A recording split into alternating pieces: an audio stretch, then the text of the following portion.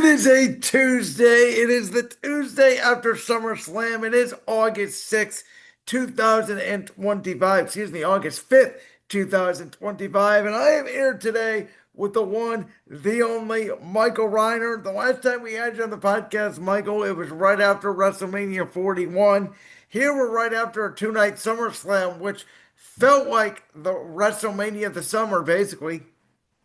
Brandon, it was an awesome time. The biggest party of the summer. Got to watch it with my two good friends. And I tell you what fun endings for this show. We're going to get into it in the conversation, but Seth Rollins, arguably, this is the best run of Seth Rollins' career. And then we get on to the main event of Sunday night show. Incredible. One of John Cena's best matches. Yeah, undeniably. But of course, Mike, before we get into SummerSlam, over the past week, we know the legend Hulk Hogan passed away at the age of 71. You can make an argument that if it wasn't for Hulk Hogan, there would be no SummerSlam this past weekend. And it was surreal being in Rocket Arena in Cleveland, Ohio during his tribute. He had passed away the night before, obviously, being there for the SmackDown in Cleveland, seeing everybody dressed in Hogan gear, being there, obviously because of what had happened over the past really half decade. You can make an argument Hogan's legacy is complicated, but in the ring, there is no denying he is on the Mount Rushmore and he is one of the greatest professional wrestlers of all time. And Mike, I know you feel strongly about it, so I wanted to give you the opportunity and the platform here. Well, regardless of what you think about Hulk Hogan, the person, this is not really the platform for us to get into that. Uh, as far as Hulk Hogan, the professional wrestler, if it wasn't for Hulk Hogan, there's a very good chance there would be no WWE. Hulk Hogan represented the national expansion because prior to Hulk Hogan and the Hulkamania run in Rock and Wrestling in 1984, wrestling was based out of regional territories and regional television networks, and it was based on Hulk Hogan's popularity with Mr. T and spreading the word about WWE and professional wrestling. The WrestleMania was a huge success. Remember, there was Starrcade prior to WrestleMania, and that was still kind of regional in the South. But Hulk Hogan's popularity and Hulkamania changed the wrestling business. And he's the only wrestler that you really hear of with everyone's Mount Rushmore. I think a lot of people believe that Hulk Hogan and Stone Cold Steve Austin might be the two most popular professional wrestlers ever, just because of name variety. But everyone knows Hulk Hogan, and everyone knows the legacy of Hulk Hogan and knows that he is the wrestler.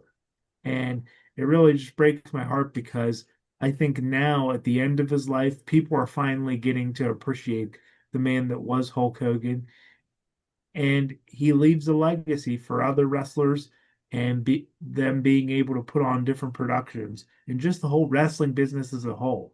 Countless WrestleManias, countless memories. There'd be no wrestling business without the Hulk. Yeah, we say it all the time. It's unfortunate that we as a nation never really look back on a person's legacy until after they're gone and have a chance to really appreciate what they did. And obviously, that is also the case for Hogan.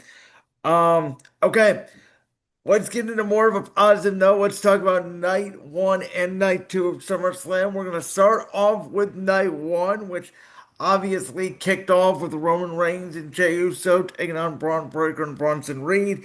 Ended with not only CM Punk and Gunther, in my opinion, having an absolute classic of a wrestling match for the World Heavyweight Championship, but of course, the ruse of the century and Seth Rollins cashing in his Money in the Bank contract to become the World Heavyweight Champion once again. Michael, where are you taking us? I'm going to let you sort of drive the bus here. Let's talk about night one.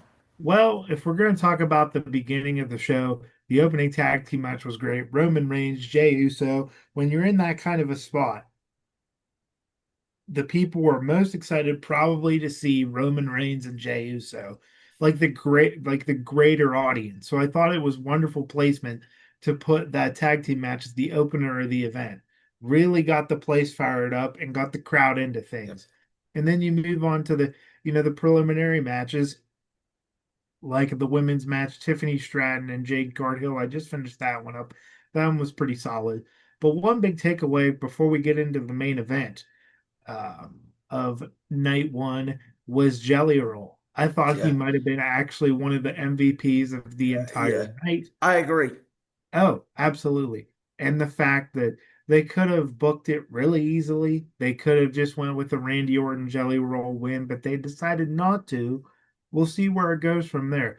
Jelly Roll being the celebrity that he is, he's fine with taking the pinfall, and I love that. I think this is the first time they've ever done something like Yeah, I said that, I was live. I did a recap show both for Saturday and Sunday, and I said Joey Rowe getting pinned was the first time, Mike, that I can recall a celebrity actually getting pinned in their match. right. I think it was wonderful placement, and I think it shows that around WrestleMania season, they might be able to run it back with a Jelly Roll Logan Paul Yep, stipulation yep. match, something along those lines. I think it'd be a lot of fun, and I think you're still able to escalate Randy Orton and Drew McIntyre. Mm. I think that was personally my favorite match of the night, and probably just well put together angle. I know that the main event was everyone's personal favorite thing on the internet, and seeing Seth Rollins and company and the creative team being able to pull that off was outstanding.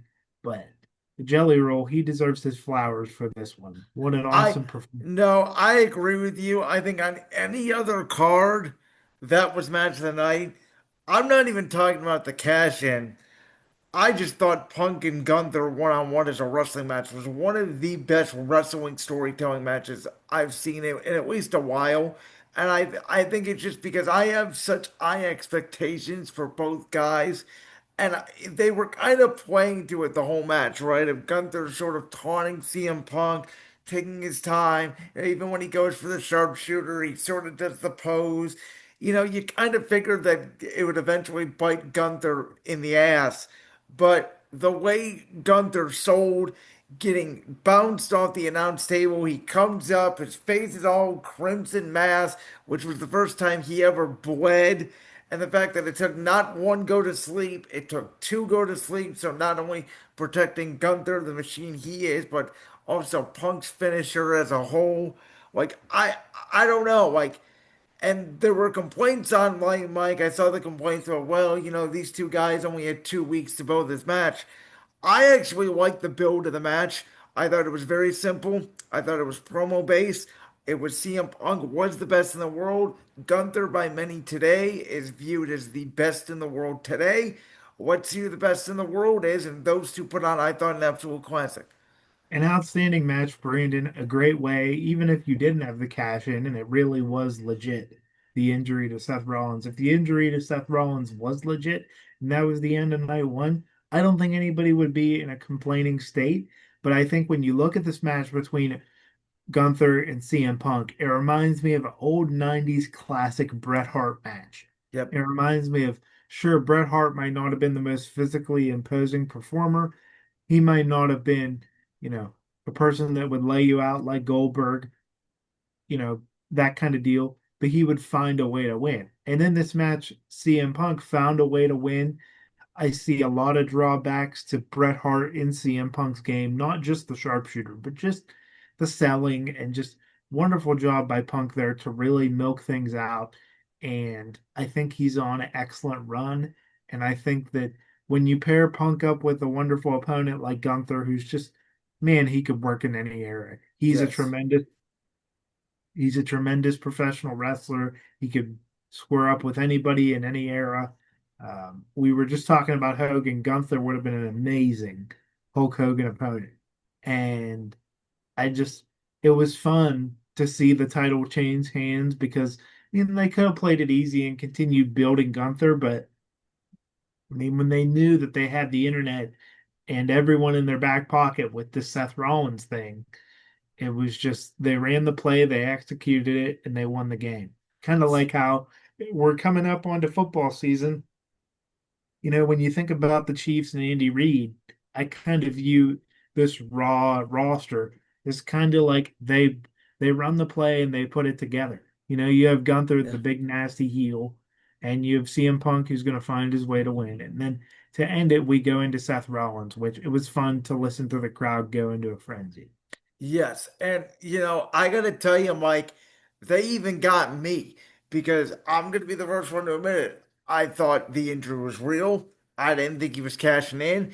Even when his music hit to end the show, I thought, when he cut the promo, I got to admit, they had me. I thought it was, hey, I still have this briefcase. I'm going to be back.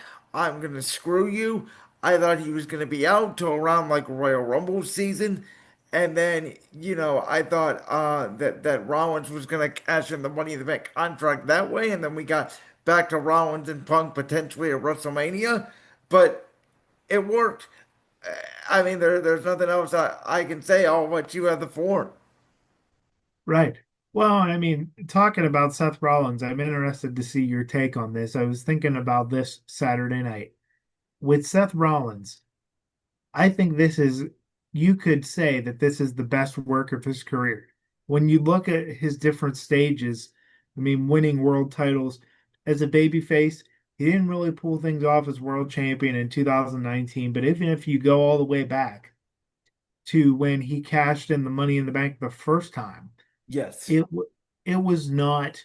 I mean, he was not that established star yet. That was to prove that he's at least a part of the main event upper echelon guys Right. back in 2015. And then I think the second level of Seth Rollins was WrestleMania 40 when he helped Cody Rhodes as the Shield win the championship. But that still wasn't necessarily the best use of Seth Rollins as them featuring him as the tippy top guy on a brand. Like that might have been everyone's favorite memory of Seth Rollins, but I think Saturday night was the best use of Seth Rollins ever because there's even drawbacks to when Seth Rollins previously got injured in 2016. And now we're going to get people thinking, oh, it's that same knee. Is this real? Yep. Is this not? And Yep. that blurring the lines is the magic of WWE and the wrestling business. So when you combine that magic with a Seth Rollins that doesn't do goofy laughs, that doesn't dance around, that says, I will be the world champion and keep your heroes from getting it, I think it's compelling television. And I'm looking forward to seeing what happens as we build to Paris and forward. Oh, absolutely no. Mike, I gotta ask you, when it first happened at Saturday night's main event, the one thing I did say was, again, I thought it looked real. Now, the way they went about it, I thought everything looked real. But I did say the one weird thing I noticed was if you go back and watch, the referee never signaled for the X, which they typically do when there is a real injury. They did not. And that was the one interesting thing that kind of, I think you got to leave a trail for people to, you know, get a hold of. And I think most people noticed that. But really, what kind of got me was Seth Rollins' facial expressions on Saturday night's main event. He didn't necessarily give anything away, and you could tell he wasn't truly upset in his facial expressions. But That's the interesting. Okay, because I did not notice that. I took it the other way. I took it like he was very upset. Well, it's just me. Like, I didn't sense that panic in him. And when I just watch it back, I mean, it's been 3 weeks since I watched it back. Yeah, Point of it is, we're now at a point where Seth Rollins could carry compelling television without having to act like Joaquin Phoenix is the joke. And I yeah. just think that's been a level that I've been waiting to see from Seth Rollins. Don't give me goofy laughs, Seth Rollins. Give me I'm the top heel on Monday Night Raw, Seth Rollins. So I'm going to have actions that display that I am. Now here's the question, Mike. Do we change the theme song then?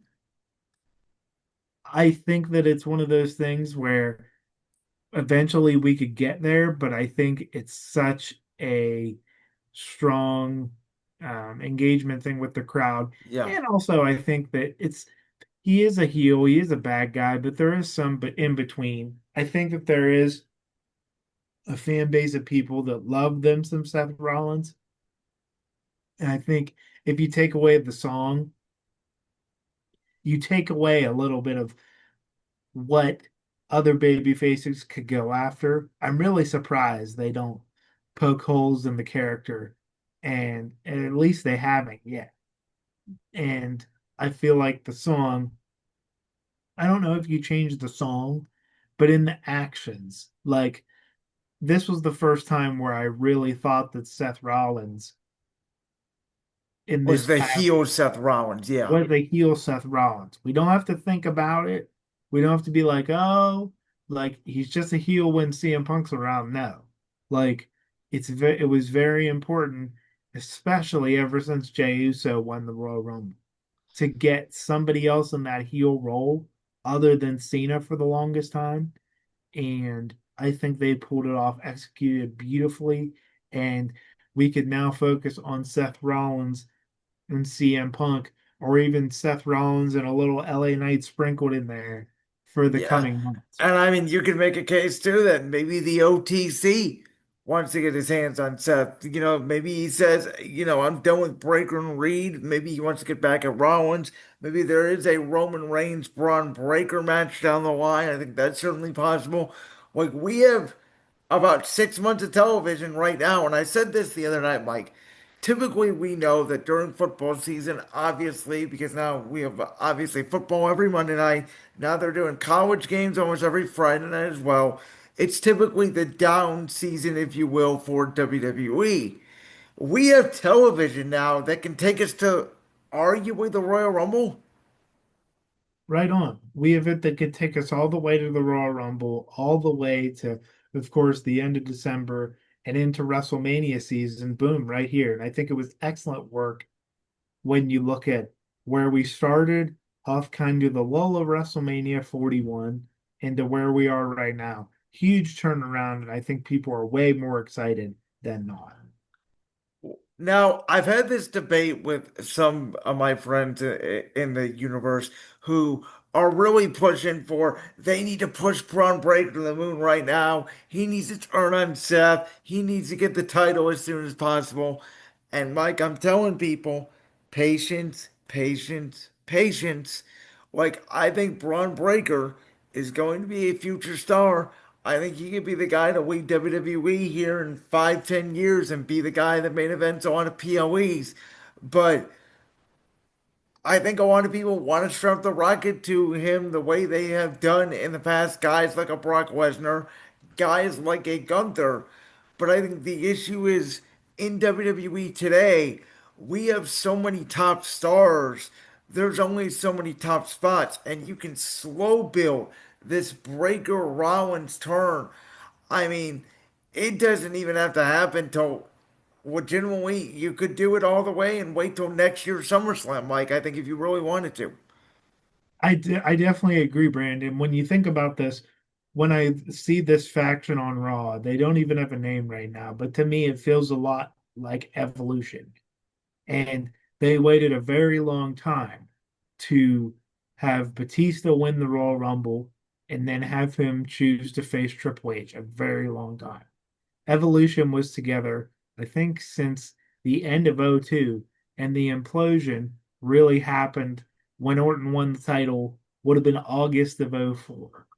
And then, almost a year later, probably 6 months to 9 months later, they finally did a Batista babyface turn. So we're not even looking at this year's WrestleMania for the Braun Breaker switch.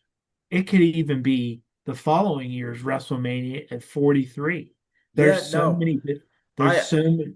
yeah, no, I agree with you. I'll throw this there out there, Mike, right now. I think either the now I haven't decided yet who's going to win the Rumble and who's going to win the Chamber, but I think one of the main events for WrestleMania next year, Rollins is going to defend the World Championship against Sami Zayn. It could happen. It could happen. Maybe not the main event. They got to really be careful with the Sami Zayn situation. I think with all the reaction online to Karrion Kross, what do you do with him? One thing we got to remember though, Brandon, the roster could be shaken up due to the WWE draft in Yeah. early September.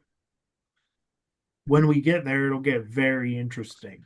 Where do Now, you put Mike, speaking of Cross, since you brought it up, let me ask you this. and you'll probably disagree with me, but here's what I've said about Cross. I understand why the people like him. He got a good reaction from the crowd at SummerSlam. He's got a great promo. He can talk. He's very vicious. My issue with him is, as soon as he gets to the ring, his moves don't look very good. He's not that good in the ring to me. Well, it's not really about his use of the moves. Pay close attention the next time you watch Karrion Kross, Brandon, because what everybody's all excited about. Everybody loves work shoot promos, and that's a whole discussion for another day of why we love work shoot promos. I get it. I can applaud him for trying to figure out a wrinkle to get himself over, but really, the premier person in this act is Scarlett Boudreaux. I think that she is absolutely, the star of the show, and I think that she overshadows him a lot. And I think that they really should be a package deal and should be viewed as more dangerous. And I don't know how you do that. I don't know if you pair them, if you switch them over to SmackDown, but it's very difficult when I feel like Scarlett Boudreaux should talk more in promos. I think they should focus on her really being just More uh, dangerous. more dangerous. She doesn't even have to wrestle like certain female wrestlers. Just being out there to, Yeah. distract, an R-Truth or distract somebody that the fans love. You know, they need to be able to set some fire under Cross, and I don't think the way to do that is if so basically if everyone loves him, why do we feed him to one of your top baby faces on the show? Yeah. It's a little bit confusing.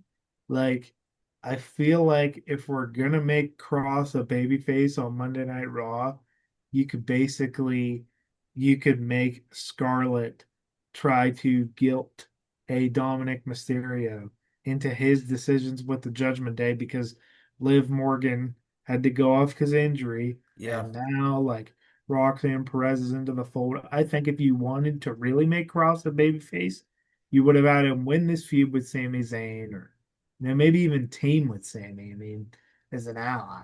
I thought that was very confusing, but you know, really to be manipulative and try to get the belt off of Dominic Mysterio. If you want to make Cross a babyface, that's what you do. If you don't, maybe send him back to NXT.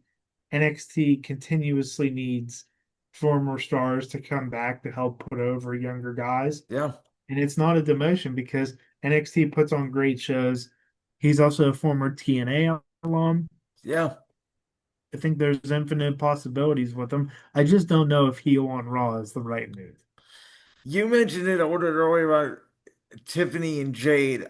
This to me was one of the most shocking results of the weekend because I thought for sure Jade was going over, and I thought that they were going to run Jade and Naomi back at Crown Jewel. We know they're doing the Crown Jewel Championships now, champion versus champion, and I thought that's how they were going to finish off their feud from the Attacker storyline, which I've gotten the whole storyline wrong from the beginning. I'm glad I did. I'll be the first to admit it, but. I am a little shocked here that Tiffy went over because it did feel like her time as champion was about up.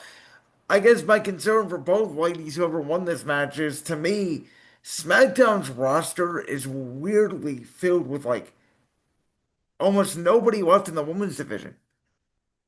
Yeah, I mean, I feel like Tiffany's beaten everybody, and I think it was strange that they had Naomi cash in for the Raw title, especially when Jade Cargill's on SmackDown. I don't think that, we're that far off, but maybe the draft will, put things in shape, and maybe Tiffany will be moved to Raw, or, something will happen. Uh, I think that something will happen to shake up the rosters. But and then from there, maybe somebody like a Roxanne Perez will really take off. I could see that really happening after the draft. I kind of feel like that I kind of feel like they're sticking to the same sort of Judgment Day storyline they did with Rhea and Dom and Liv and what they're gonna do with Liv and Raquel, where it's gonna be Liv's gonna come back, I think, as a babyface, and Dom's gonna have to make a choice between Liv and Raquel and Roxanne, and I think this is where you do the Finn Balor essentially turn on Dom or Finn and Roxanne Perez align. And to me, that's how you can turn Dom back into a babyface because I think there were signs there at WrestleMania. Like I know me and you talked about when Dom won the IC title and he went back in the ring and was celebrating with fans. I'm like, holy shit, are we going to get a babyface Dom? And it just hasn't come to fruition yet. It's interesting though, because I think, like we talked about though, a lot of the women on these rosters are the stars of these angles. So it's all about how they position them and where they go from there. Let's talk about night two, which, Mike, I gotta say, as a quick aside, I enjoyed both nights, but I also thought it was a little strange the way they ordered, and not in terms of which match went on, in the order of the night, in terms of they had all the stipulation matches on night two, and they had three tag team matches on night one. Did you think that was a little strange? Quick aside. I thought it was a little strange. Yes, I think they could have. I mean, there were some stipulation matches that were a little odd to me. I get the carnage of the TLC match, and I also get the steel cage match really fell flat to me. Yeah, I But agree. Everybody I talked to, that's the first thing they said was the match that felt the most flat out of I think the whole weekend was that steel cage match. It never hit second gear. right, and I think with Jacob Fatu, he's usually going at the top gear, so it makes it Yeah. hard when that match never really hits like that. But again, Solo Sikoa, he struggles sometimes with being that physical presence. And I feel like when you pair him and Jacob together, it makes it difficult because Solo needs that help, even though he would run through people until WrestleMania 40. It makes Yeah, it tough.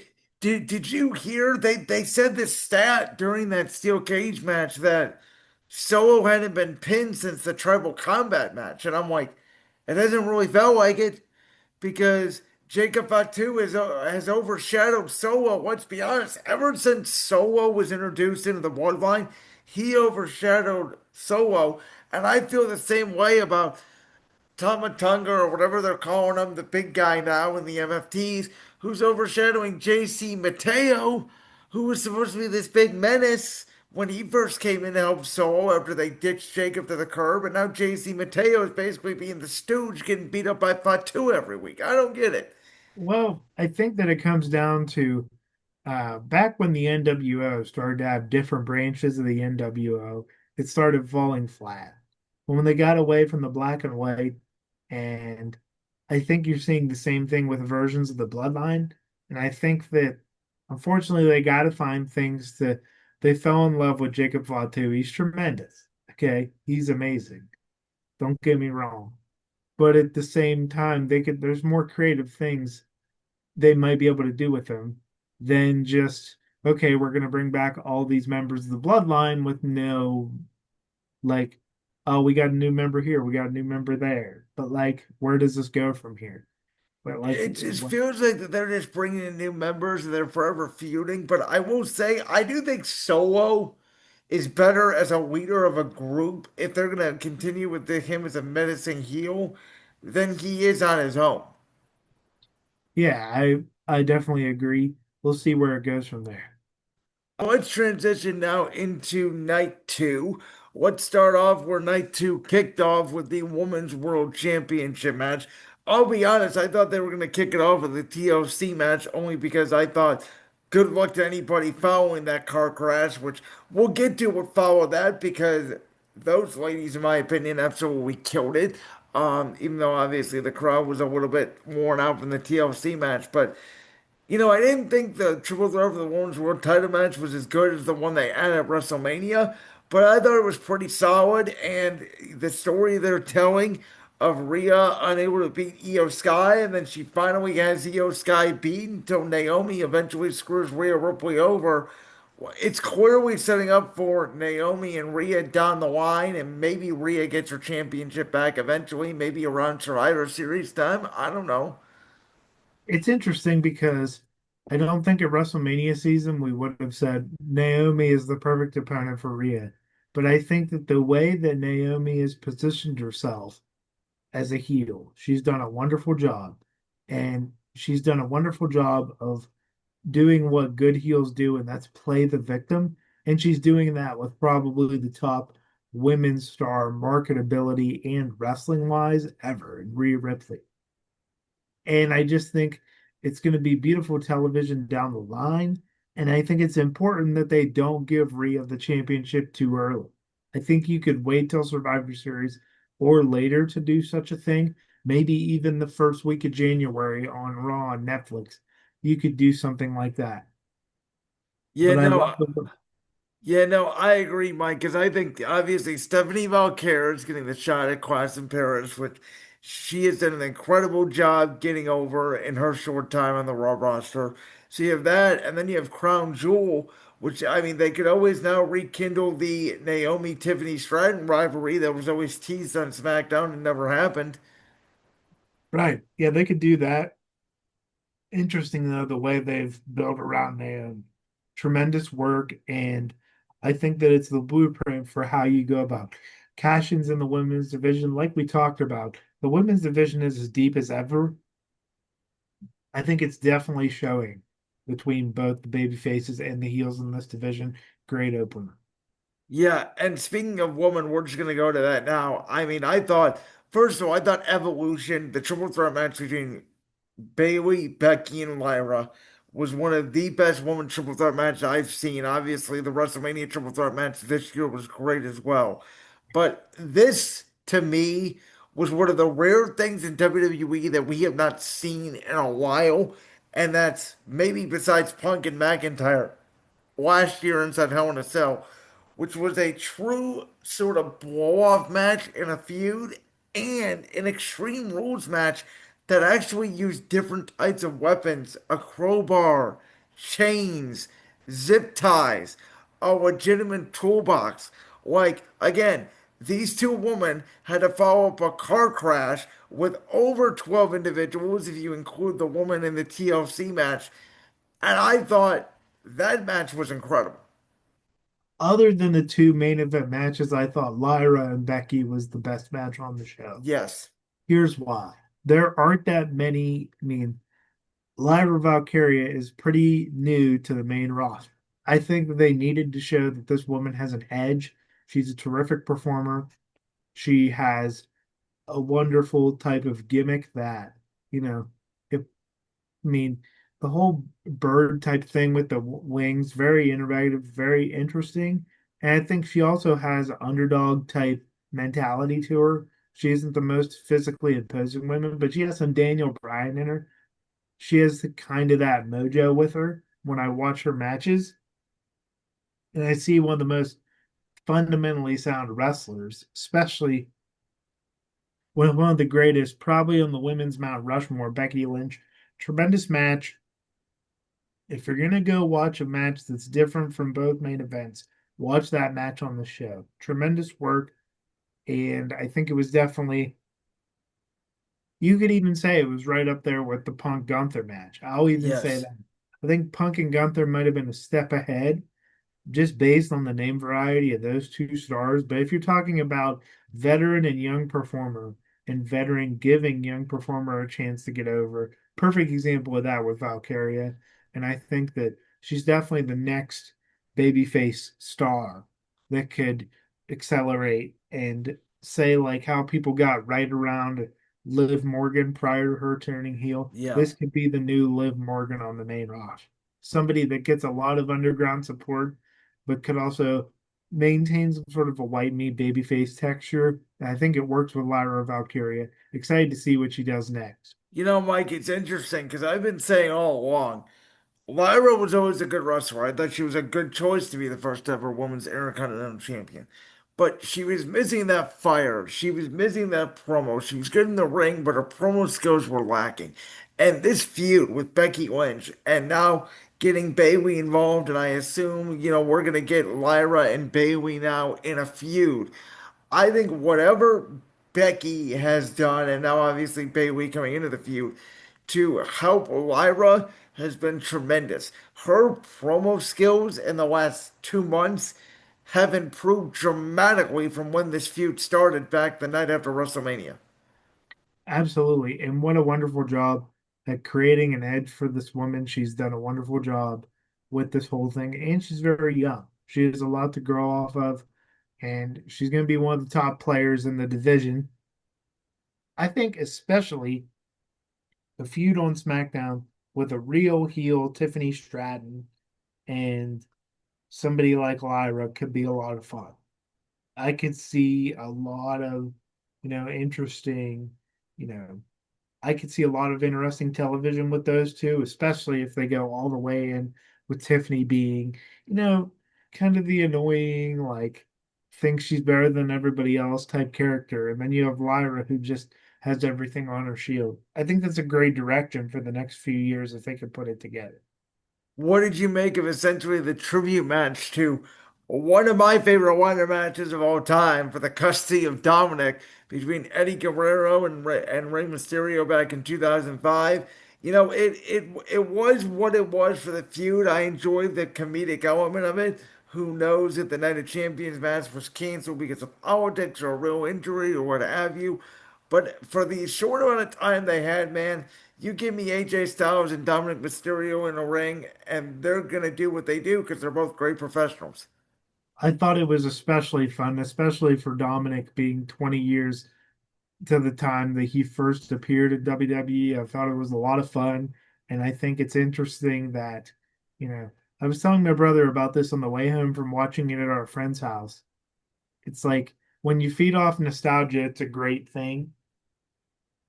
When you see a match like this on paper, you don't think about the 2005 storyline interchanging itself, but I think it added something to this fun little match. For match quality, it's probably not something better that you'd see on a Monday Night Raw, but I feel like it did the job. I feel like it only adds to Dominic, and they really pulled it off. I think it's a lot of fun when they honor both Eddie Guerrero and Rey Mysterio, because Eddie Guerrero is definitely one of the more forgotten performers of the past 20 years. And I think that putting this match together had to have been a lot of fun. Yeah, and AJ, of course, even coming out with the lowrider that Eddie rode to the ring during that night of SummerSlam 2005. We've waited long enough. The people, we've been doing this now for about, I don't know, 45, 50 minutes. Let's get to the main event between the Never Seen 17. I don't know if he really was the last real champion at SummerSlam, but it was the Never Seen 17 against the American Nightmare in the match that many people have said is the match they probably should have had at WrestleMania. Listen, it is what it is. We got what we got, and we got this. And Mike, you said it to start today's show. That was probably one of John Cena's longest slash best matches in half a decade, maybe even a decade if you want to really push it. And my God, that place was on the edge of their seats. And that match felt like the beginning of the John Cena retirement tour, even though we only have 4 months left. Well, and Brandon, when I thought about this, I thought about all the all-time greats. And as I was watching this match, what are the things that really separate the all-time greats for just, 1A, 1B type guys? Everybody in that stadium was in Super Cena mode. And I think that we need to kind of get ourselves away from the old Vince McMahon style of booking. I feel like the old Vince McMahon style of booking would have been like, yeah, we're going to get him in the palm of our hand. And then we're going to make him even more angry because then that makes them want the baby face to chase more. I get that, but this was all the beauty of modern day WWE creative. I thought it was wonderful. They fed off of what the people wanted, and they fed off of what everybody had been looking for and wanting to see. Instead of just sprinkling in the John Cena as a babyface, we created it and told the story in this match from beginning to end. Tremendous work. I've never seen that many finishers get kicked out of, but I think the story kind of it definitely took it to another level. Yeah, And no, the I'll, fact that I'll tell you what took this match to another level for me is when Cena kicked out of the Triple Crossroads. Because that was like, oh my God, there's still more to come in this match. Were you like me the whole time? Were you expecting a ref bump, something to happen, someone to come down? Were you expecting that?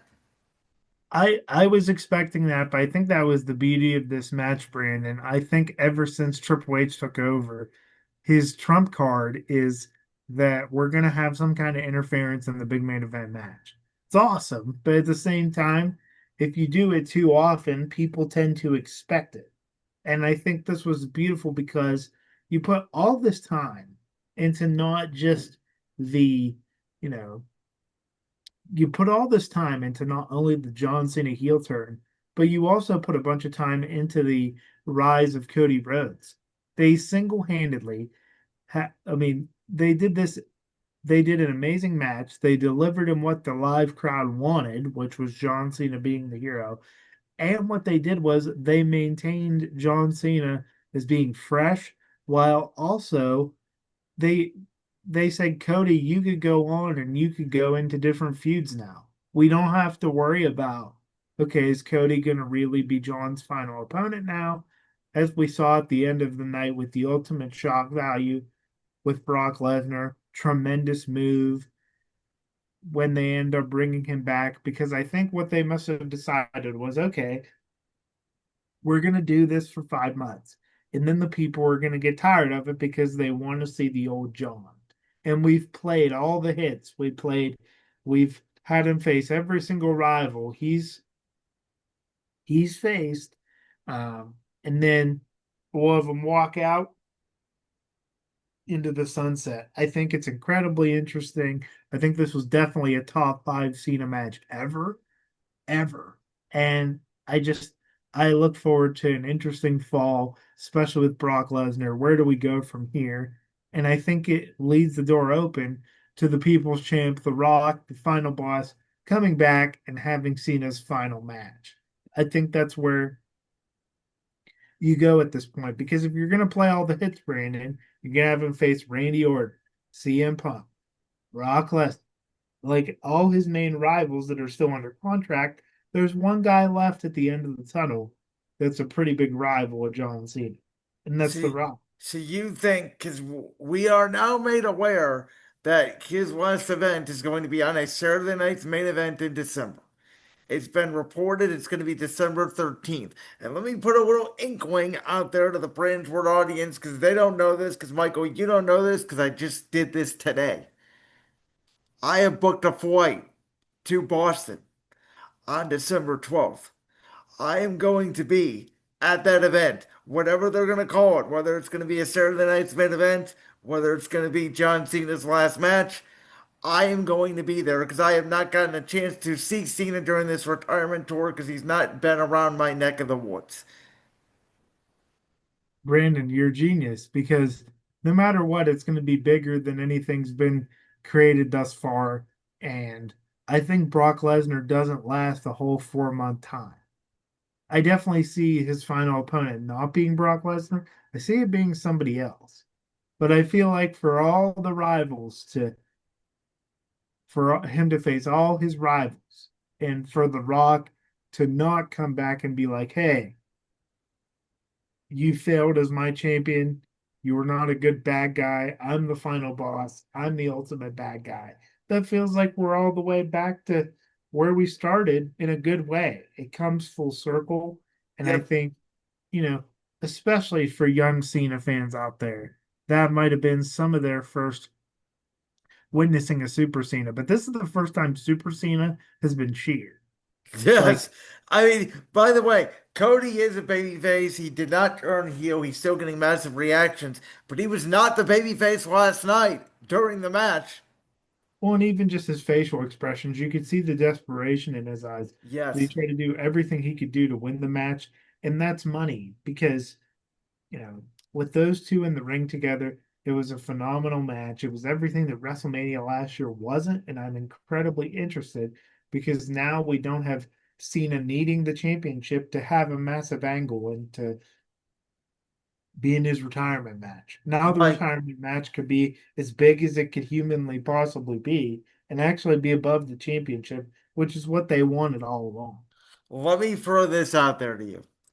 We know War Games is taking place at Petco Park, which I can't wait to see what War Games is going to look like outdoors in a baseball stadium. I think that's going to look absolutely sick. Let me throw this out there for the men's War Games match. Cody, Punk, Roman, Jey Uso, and Cena versus Drew McIntyre, Rollins, Breaker, Reed, and Lesnar. It could happen. You think even somebody like a Logan Paul, if not Lesnar? Yeah, I love all your picks there, but I just can't see a guy like Lesnar allying with anybody. You know what I yeah, mean? yeah. No, I know. I don't know. Potentially it's out there. So let me throw one more thing out at you. WrestleMania 42. QB1 Cody Rhodes, OTC1 Roman Reigns. And It this could is where maybe this is where we actually get the Cody heel turn. Maybe because Cody will do to Roman what Roman did to him for 2 years, constantly screw him out of the championship. Because I thought if Cody was going to turn heel at SummerSlam, well, if he did, okay, well, now you have Roman being the face, you have Cody being the heel. It's the complete opposite of what people wanted 2, 3 years ago, because that's the way wrestling works. It's the beauty of wrestling. I still think we need to get back to Cody and Roman eventually, whether it's the Royal Rumble, whether it's the Elimination Chamber, how we get there to WrestleMania, I don't know. But I think there's still meat on the bone there. Right. I think it's excellent, and I think you could definitely build to it. You could even do a Cody Jay match at WrestleMania for all I care. Let's Yeah, not forget Jay Uso is right there. But I love your pick, Brandon, for the main event of WrestleMania this year. It's fresh. It's the final match of the trilogy. And how do you book it? Who wins? Who win? Who wins the match? Does Cody win round three?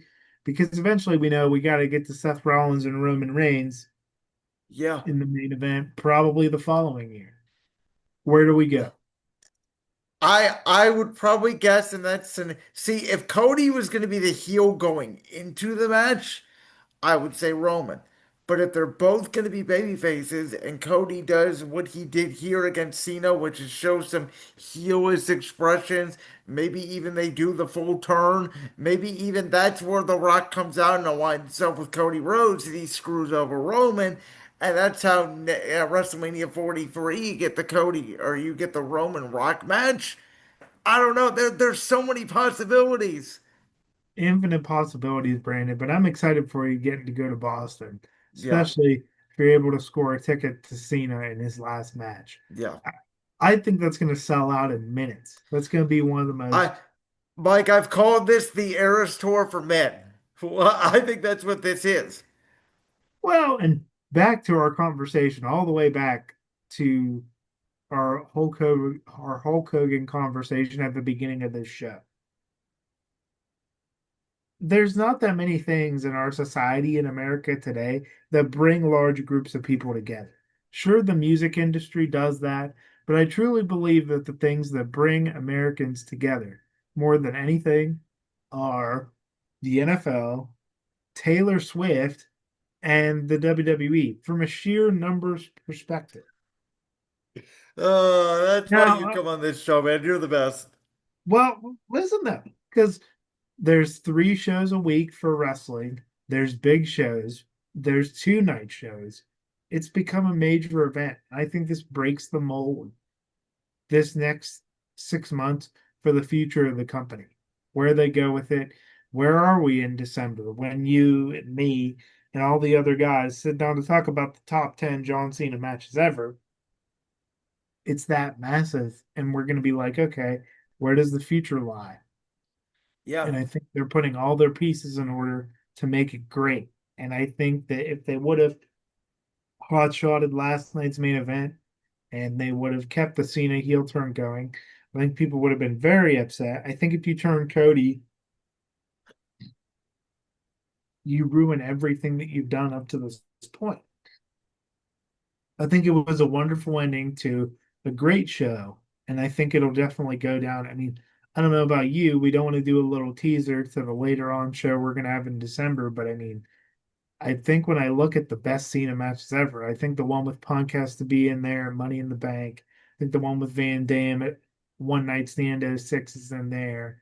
You know, Edge at Unforgiven, Yep. JBL, Judgment Day, like, and then what's number five? Like, I think that this one encompassed all of John's hard work over the past 20 years. And it definitely had the feel of, say, even like the Rock Hollywood Hogan match from WrestleMania 18. Yeah, no, it did. It did. You're The, right. the crowd was on fire. People were genuinely interested. Cody, just like The Rock, came in as the baby face in the match. But just like back at WrestleMania 18, when The Rock got desperate, you saw those same desperate facial features in Cody Rhodes. Yep.